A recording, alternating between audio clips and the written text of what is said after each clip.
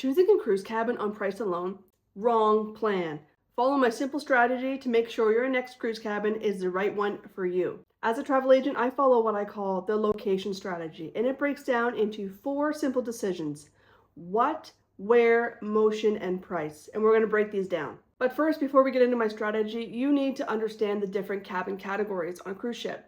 There's an inside cabin which has no windows, an ocean view which has a window, a balcony cabin which has a balcony with an outdoor space, and also suites, which are the highest end cabins on a cruise ship.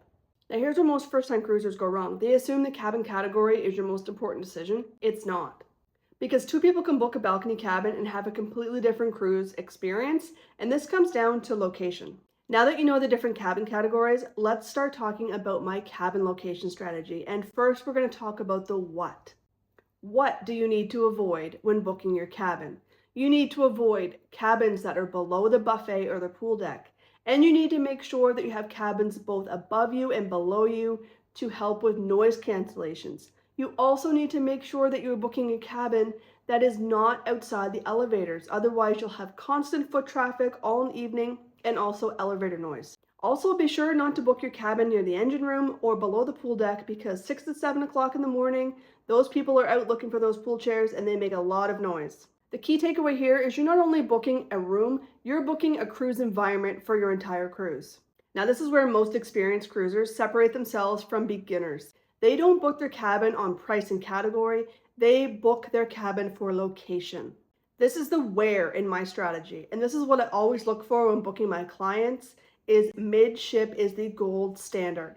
And why is that? Because it gives you the least amount of motion and the smoothest sailing experience. And here's something most people don't realize: midship cabins tend to sell out first because experienced cruisers know these are the best cabin selections.